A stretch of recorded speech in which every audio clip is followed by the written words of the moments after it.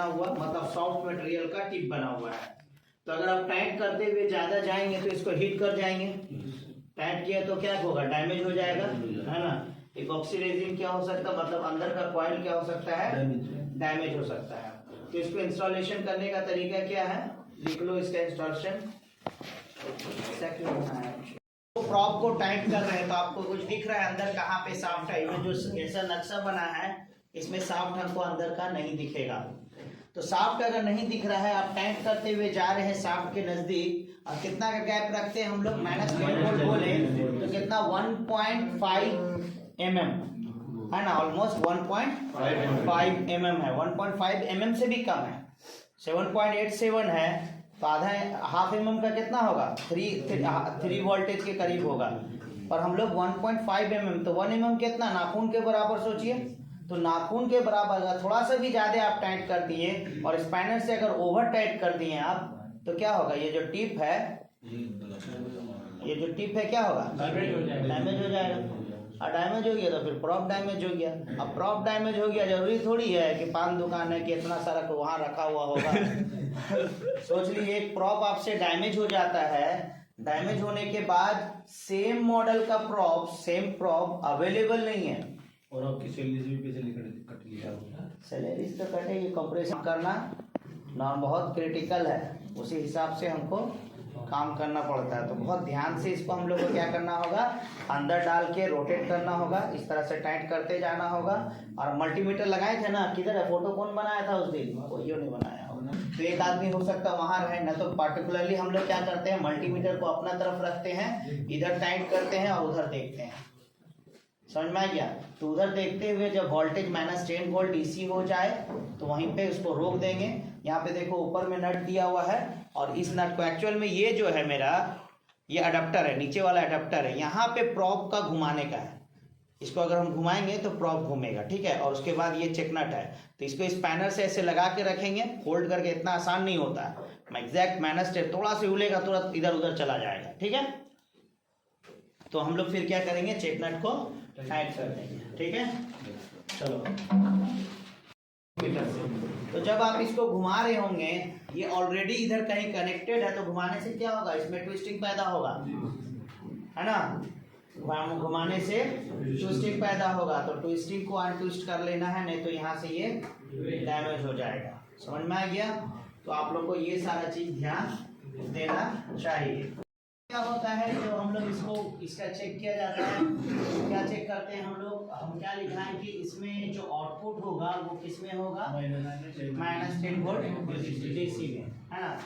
हम लोग प्रॉप को इंस्टॉल करते समय तो -10 वोल्ट डीसी में एडजस्ट करते हैं, पर जब मेरा शाफ्ट रोटेट होता है, तो शाफ्ट अगर रोटेट हो रहा है तो क्या है कि प्रॉप इसको इस तरह से दिख रहा है, तो हम क्या बात किए कि कोई भी प्रॉप मैग्नेटिक फील्ड जनरेट कर रहा है, मैग्नेटिक फील्ड जनरेट कर रहा है। और हम ये भी जाने कि एडी बोलता है कि जब भी कोई कंडक्टिव मटेरियल किसी मैग्नेटिक फील्ड में आता है तो कंडक्टिव मटेरियल के सरफेस में करंट फ्लो होने लगता है, जिसे एडी करंट हम लोग कहते हैं। और वो करंट क्या करता है, खुद एक मैग्नेटिक फील्ड जनरेट कर देता है। तो अगर शाफ्ट, ये प्रॉप का है, कांस्टेंट है, शाफ्ट क्या हो रहा है, रोटेट हो रहा है, तो शाफ्ट अंदर जाएगा, मतलब मैग्नेटिक फील्ड में आएगा और जाएगा, आएगा और जाएगा, तो क्या होगा, मैग्नेटिक फील्ड का स्ट्रेंथ कम होगा, ज़्यादा होगा, तो आउटपुट क्या होगा, कभी घटेगा और बढ़ेगा। तो घटेगा बढ़ेगा, ये कांस्टेंट नहीं होगा, क्योंकि ये फ्रीक्वेंसी में होगा, हाई फ्रीक्वेंसी होगा, तो आपका वोल्टेज क्या हो जाएगा, चेंज होगा। तो वोल्टेज चेंज होगा तो उसका फ्रीक्वेंसी भी चेंज होगा, मतलब ये क्या करने लगेगा, एक वोल्टेज जनरेट करने लगेगा। तो आपको इन दोनों के बीच में हम सेट तो करते हैं, आपको यहाँ पे क्या मिलेगा, -24 वोल्ट डीसी, और यहाँ पे मिलेगा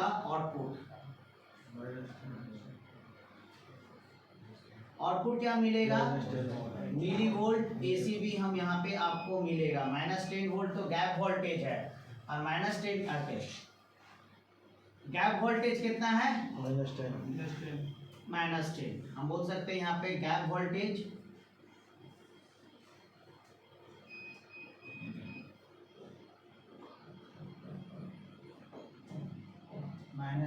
मिली वोल्ट एसी। तो इन दोनों के बीच में आपको मिली वोल्ट एसी मिलेगा, क्योंकि क्या करेगा, जब प्रॉब मेरा वाइब्रेट होगा और ये जो क्या है, ये हम लोग टेस्टिंग का बनाए हैं, पर प्लांट में तो प्रॉप लगा होगा। जैसे हम बनाए थे कि साफ्ट, ये मेरा हाउसिंग है, हाउसिंग के अंदर में साफ्ट है, और यहाँ से हम प्रॉप से इसको देख रहे हैं, है ना। प्रॉक्सिमिटी का मतलब क्या होता है, कोई भी चीज कितना नजदीक, लगभग बोलते हैं, बताओ अप्रोक्सीमेट कितना खर्चा आएगा, है ना। तो प्रॉक्सिमेट कितना खर्चा आएगा, तो वही चीज है। तो ये कितना साफ्ट इसके नजदीक आ रहा है और दूर जा रहा है। तो साफ्ट अगर नजदीक आ रहा है, दूर जा रहा है, अगर ये रोटेट कर रहा है तो आउटपुट में क्या जनरेट करने लगेगा, एसी वोल्टेज जनरेट करेगा। और जितना ज्यादा नजदीक आएगा और जितना फास्ट ये मूव करेगा, उतना ज्यादा एसी वोल्टेज जनरेट होगा। तो अब हमको एसी वोल्टेज को डीसी में क्या करना होगा, कन्वर्ट करना होगा। सबसे पहले तो हमारा रेडियल वाइब्रेशन का जो नॉर्मल रेंज आता है, ज्यादातर कंपनी रेंज क्या रखता है, radial vibration range 0 to 150 micrometer, और एज पर मैन्युफैक्चरर इंस्ट्रक्शन होगा कि जो मशीन का मैन्युफैक्चरर है वही बताएगा कि इसका परमिसिबल रेंज क्या होना चाहिए।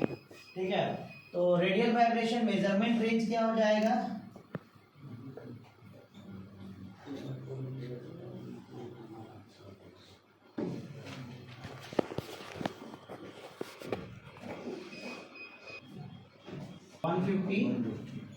माइक्रोमीटर। ठीक है, और एज पर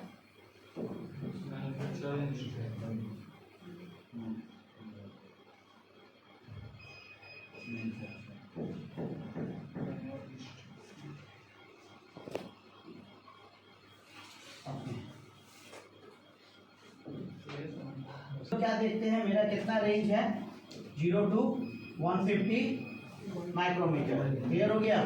तो 150 अगर माइक्रोमीटर मेरा रेंज है, तो हम लोग को पता करना होगा, क्योंकि एसी डीसी से हम लोग एसी में जनरेट कर रहे हैं, तो हम लोग कैलकुलेट कर सकते हैं कि कितना गैप में कितना एसी वोल्टेज जनरेट होना चाहिए।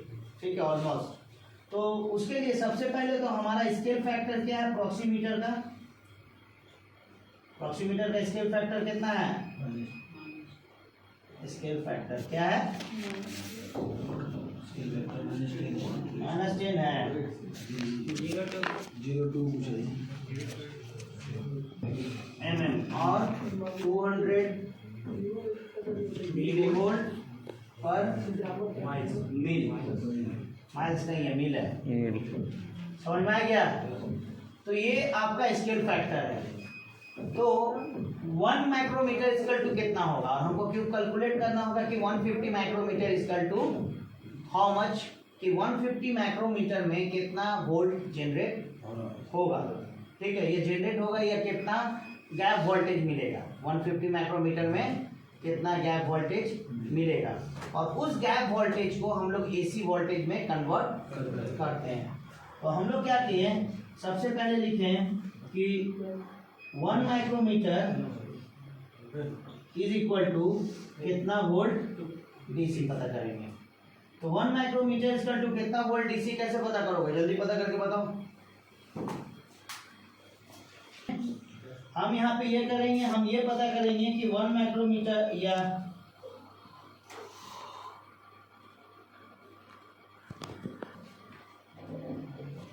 टू हाउ मच mm, सबसे पहले पता कर लेंगे। तो 1 माइक्रोमीटर इक्वल टू कितना हो जाएगा, हम बोल सकते हैं 1 डिवाइड बाई 1000, है ना। आंसर कितना आएगा, 0.0001 mm। तो 1 माइक्रोमीटर इक्वल टू 0.001 mm। तो हम 1 माइक्रोमीटर इक्वल टू क्या कर सकते हैं, कितना वोल्ट निकालने के लिए हम लिखेंगे 0.001 मल्टीप्लाइड बाई 7.87, कि हम पता है कि 0.001 में कितना वोल्ट जनरेट होगा। तो 0.001 में जितना होगा उतने तो 1 माइक्रोमीटर में होगा, है ना, वही पता करेंगे। तो कितना आएगा मेरा यहाँ पे, तो 1 माइक्रोमीटर इक्वल टू क्या हो गया, 0.00787 volt DC. So 150 micrometer equal to क्या हो जाएगा 0.00787 मल्टीप्लाइड बाई 150 है ना। तो आंसर कितना आएगा 1.1805 वोल्ट डीसी। अब इसको हम लोग को क्या करना होगा, एसी टू डीसी कन्वर्ट करने के लिए हम लोग को रूट मीन स्क्वायर निकालना होगा, ठीक है, आरएमएस, ठीक है। तो हम बोल सकते हैं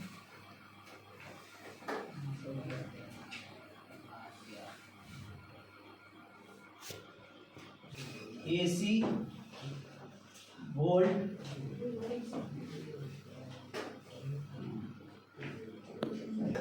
root mean square equal to क्या हो जाएगा, proximitor scale factor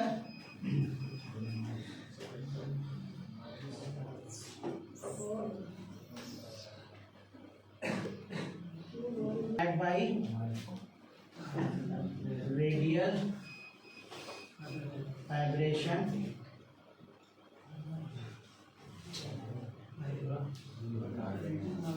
vibration range लिख लोगे डिवाइडेड बाई 2 ठीक है।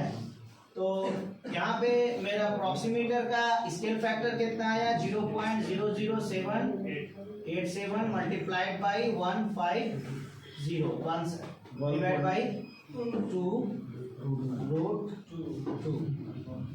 तो यहाँ हो जाएगा 0.0 नहीं डायरेक्ट आ जाएगा कितना 1.1805 डिवाइड बाई 2 रूट 2। तो इसको हम कट करेंगे तो कितना आएगा 0.5 कितना आ रहा है 0.590, ठीक है। इसको अंडर रूट बचा 2 तो रूट हटाएंगे तो क्या आ जाएगा 0.590 डिवाइड बाई 1.414। तो इसको ये करेंगे तो कितना आएगा 0.7 क्या ये क्या आया वोल्ट एसी आया 0.417 multiplied by 1000 is equal to 417 millivolt AC. Clear हो गया। अब हाँ अब हम लोग यहाँ पे टेबल बनाएंगे।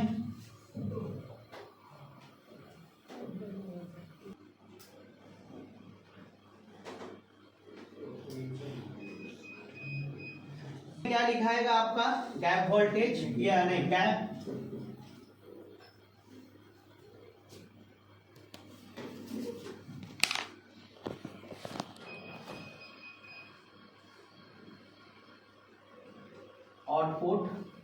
आउटपुट में मिली वोल्ट एसी अगर हम लेते हैं किसमें देखेंगे मल्टीमीटर में, और दूसरा आउटपुट अगर हम लेते हैं क्या लेंगे यहाँ पे गैप को यहाँ पे हम लोग लेंगे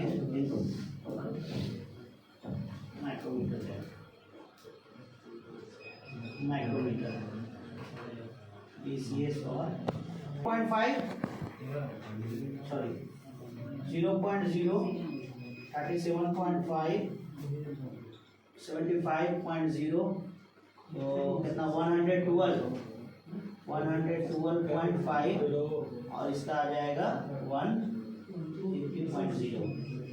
तो यहाँ आपका गैप वोल्टेज कितना हो जाएगा 417 है तो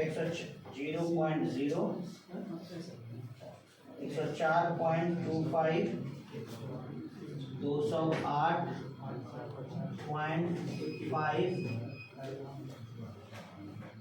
और 312.75 आपको 117.0 यहाँ पे इतना ही होगा 0.0 37.5 75.0 112.5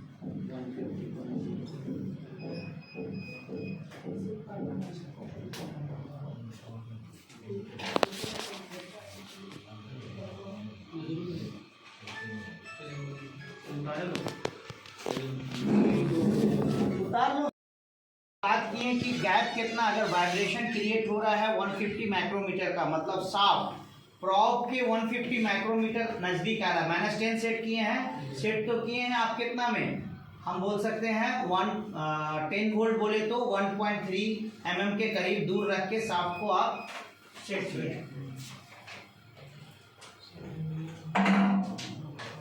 तो साफ 1.3 mm दूर रख के सेट किए हैं, पर जब ये रोटेट होगा तो वाइब्रेट करेगा, अगर तो कितना वाइब्रेट करेगा, 150 माइक्रोमीटर का ही ये वाइब्रेशन है। ठीक है, मैक्सिमम वाइब्रेशन हम रेंज लिए हैं 150।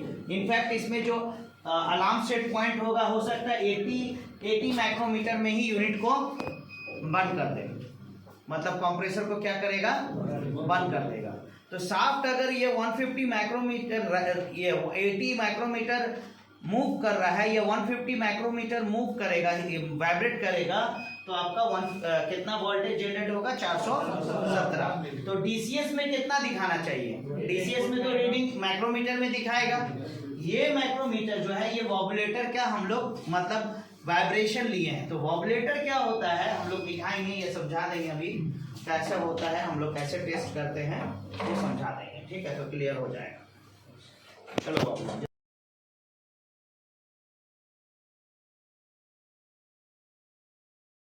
ये क्या है, TK3 है। ठीक है, TK3 टूल किट 3 एक टेस्ट इक्विपमेंट है जिसमें हम लोग रेडियल वाइब्रेशन का सिमुलेशन के लिए इस्तेमाल किया जाता है। ठीक है, तो रेडियल, ये जो बीच में दिख रहा है आपका व्हील जैसा, ठीक है, ये क्या है, इसको हम लोग वॉबुलेटर बोलते हैं। ये देखने में कैसा लग रहा है, गोल जैसा है और फ्लाइट दिख रहा है ऊपर से, बट एक्चुअल में ये फ्लाइट नहीं है, ये ऐसे सेंटर में डाउन है, पर ये किस में है, माइक्रोमीटर में है, इसलिए आपको दिखेगा नहीं, सेंटर में डाउन है। और इसके अलावा इसमें थोड़ा सा ऑसिलेशन बना हुआ है, अप डाउन ऑसिलेशन है, मतलब फ्लैट सरफेस नहीं है उसका। तो हम क्या किए, इसको कहां पे देखिए, प्रॉब जो ये क्या है, मेरा प्रॉब है, इसको कहां लगा रहे हैं, सेंटर पोजीशन पे लगा रहे हैं। ठीक है,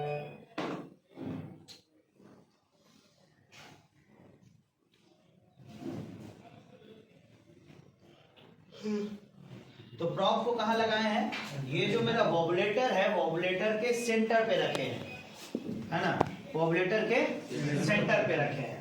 सेंटर पे रख के कितना गैप वोल्टेज एडजस्ट करते हैं, -10 वोल्ट डीसी। गैप वोल्टेज यहाँ कितना होगा, -10 वोल्ट डीसी। हम बोल सकते हैं probe gap voltage -10 volt DC. तो यहाँ पर भी हम कितना एडजस्ट किए, -10 वोल्ट डीसी, इसको एडजस्ट कर देंगे।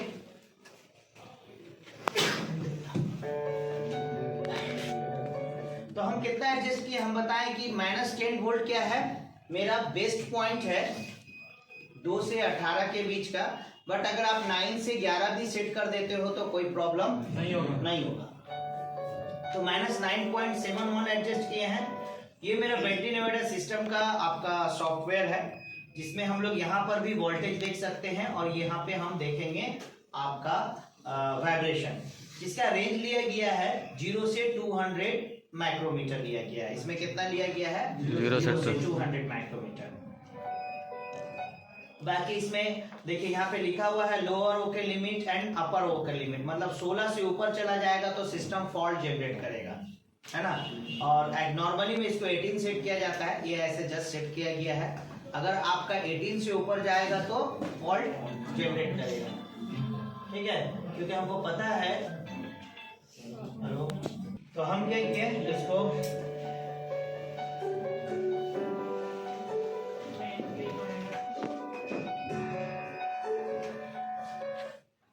इसको -9 में सेट किए। अब क्या करेंगे, वॉबुलेटर को स्टार्ट करेंगे। एक्चुअल में हम क्या बताएं कि जो मेरा साफ्ट होता है, गैप वोल्टेज कब जनरेट होता है, जब वाइब्रेशन होता है, मतलब जब हम लोग इंस्टॉल कब करेंगे, जब मशीन रुका हुआ है। मशीन जब रुका हुआ है तो -10 वोल्ट डीसी में उसको एडजस्ट करते हैं, पर जब रनिंग होता है तो साफ क्या रोटेट होता है, जिसके वजह से मेरा एसी वोल्टेज जनरेट होता है। तो यहाँ पर भी हमको इसीलिए वॉबलेटर इस्तेमाल किया गया। वॉबलेटर क्या करेगा, रोटेट होगा, और इवन उसमें क्या है, सेंटर में थोड़ा कम डाउन है और साइड की तरफ थोड़ा अप है, प्लस उसमें ऑसिलेशन है।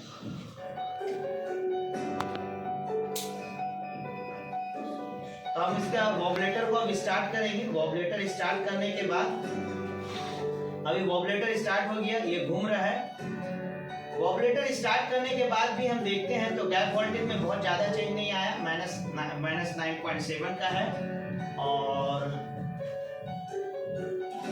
मल्टीमीटर भी अभी क्या कर रहा है, मल्टीमीटर को देखो एसी वोल्टेज में डाल दिए हैं। क्या कर दिए, एसी वोल्टेज में डाले, तो 28 मिलीवोल्ट आपको दिखा रहा है मल्टीमीटर। वाइब्रेशन अगर हम देखना चाहें तो चूंकि 28 दिखा रहा है तो थोड़ा सा वाइब्रेशन आपको मिलेगा, कितना, 10 माइक्रोमीटर का आपको वाइब्रेशन मिल रहा है अभी।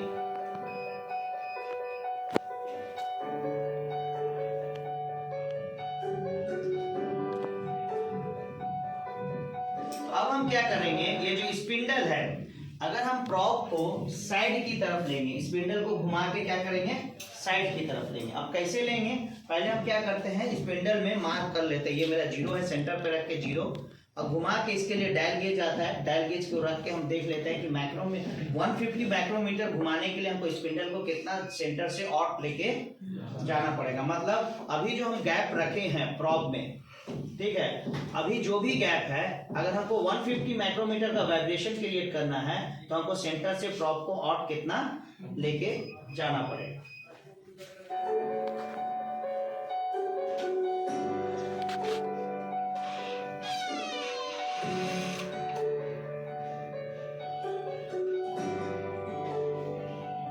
तो जब हम सेंटर से इसको आउट लेके जाएंगे तो अभी क्या हुआ, थोड़ा सा मेरा वाइब्रेशन क्रिएट हो गया, कितना 34 वाइब्रेशन क्रिएट हुआ है, और गैप वोल्टेज कितना है, -9.8 है, 9.7 9.8 फ्लक्चुएट हो रहा है। मिली वोल्ट देखेंगे तो मिली वोल्ट बढ़ गया, कितना हो गया, 95 हो गया, है ना। अब इसको हम क्या करेंगे, और अगर सेंटर से आउट लेते हैं, क्या कर रहे हैं, सेंटर से साइड की तरफ इसको हम लेके जा रहे हैं, ठीक है।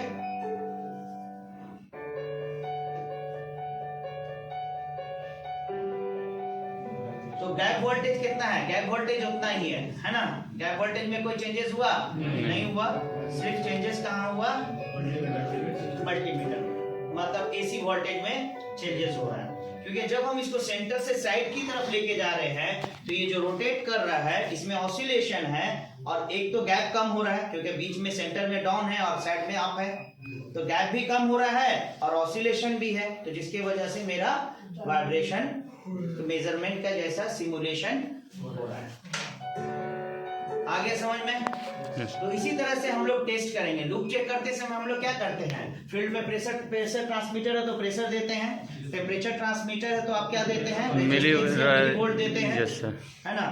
तो इस तरह से आप लोग लूप चेक करते हैं। तो यहाँ इसका भी लूप चेक करना है कि मेरा सही प्रॉप का यहाँ तक गया है कि नहीं, तो हम लोग इसी तरह से करेंगे, ठीक है। बट इसमें करते समय हम लोग क्या करेंगे कि ये जो प्रॉब है ये तो ऑलरेडी मशीन जो होता है कंप्रेसर, ये ऑलरेडी बन के आता है, एक बड़ा बड़ा स्किड बन के आएगा। जैसे अगर कंप्रेसर है उसमें मोटर है और कंप्रेसर है तो दोनों अलग अलग पार्ट में आएगा पर बन के आएगा।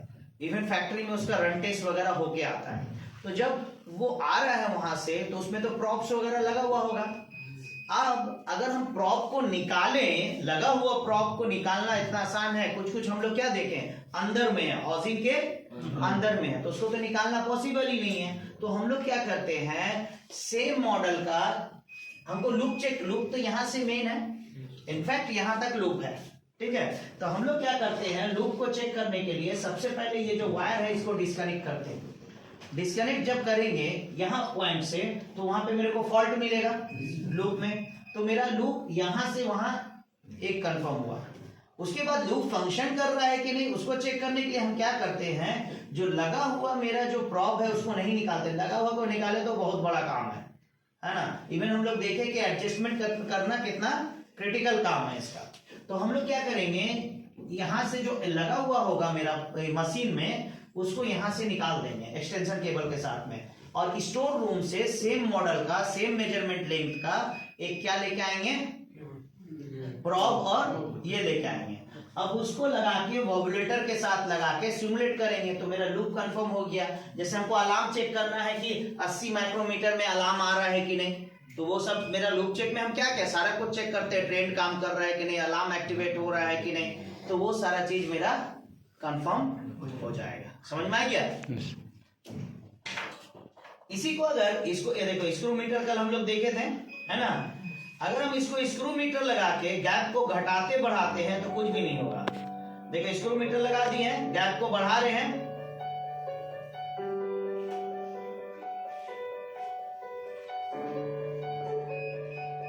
देखो गैप कितना कर दिए, -13 कर दिए, है ना, गैप कितना हो गया, -13.7। अब ये कितना शो कर रहा है, 2 माइक्रोमीटर। तो गैप पे, गैप किस लिए है, प्रॉप को एडजस्ट करने के लिए, पर मेजरमेंट किस पे हो रहा है, एसी वोल्टेज, जो वाइब्रेशन की वजह से जनरेट हो रहा है। समझ में आ गया? क्लियर हो गया सबको? तो ये सारा चीज समझना बहुत जरूरी है, और ये जो टॉपिक है ये बहुत क्रिटिकल टॉपिक है। अगर आप इंडस्ट्री में है जहां पे रोटेटिंग इक्विपमेंट्स है, पंप है, कंप्रेसर है, ब्लोअर्स है ना, तो ये सारा चीज अगर वहां पे है तो डेफिनेटली आपको ये सब का नॉलेज होना चाहिए, नहीं तो फिर मुश्किल है। ठीक है, फिर वही बोलना होगा सर हमको काम ही करने नहीं मिला। वाइब्रेशन इससे क्रिटिकल है, इसका रेडियल वाइब्रेशन का इंस्टॉलेशन इससे क्रिटिकल होता है, क्योंकि इसमें आप 10 से 9 से 11, इवन आप अगर 8 भी सेट कर देते हैं तो भी कोई प्रॉब्लम नहीं होगा। अगर आप 8 भी सेट कर देते हैं तो भी मेरा कोई प्रॉब्लम नहीं होगा।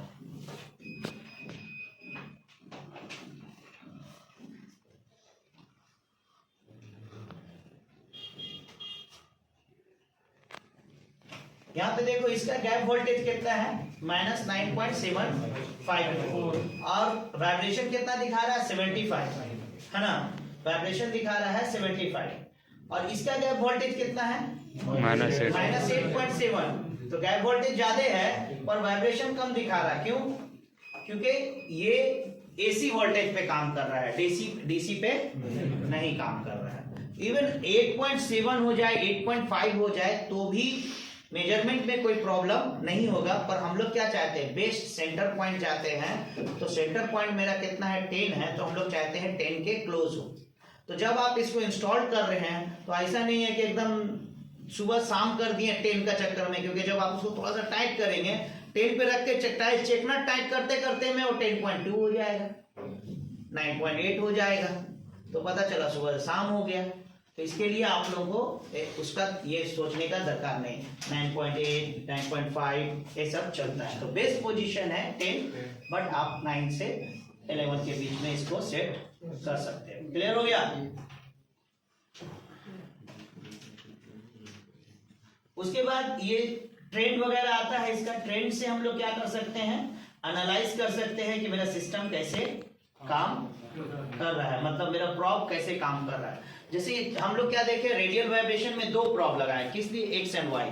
मान लीजिए कि एक का वाइब्रेशन हाई शो कर रहा है, एक का नॉर्मल शो कर रहा है, तो क्या प्रॉब्लम है, एक्चुअल वाइब्रेशन है? नहीं हो सकता है कि प्रॉब में प्रॉब्लम है। चाहे तो जो हाई कर रहा है वो जेन्युइन है, चाहे जो लो कर रहा है वो जेन्युइन है। तो इससे हमको डिफरेंशिएट करने का पता चल गया। अगर दोनों का वाइब्रेशन बढ़ रहा है या दोनों का वाइब्रेशन नॉर्मल है, मतलब प्रॉब सही है। अगर दोनों का वाइब्रेशन बढ़ रहा है तो मतलब एक्चुअल वाइब्रेशन है। एक का बढ़ रहा है, एक का नहीं बढ़ रहा है, तो हो सकता है कि एक्चुअल वाइब्रेशन ना हो, प्रॉब का प्रॉब्लम हो। चलो इसके नीचे नोट्स लिख लो जल्दी जल्दी।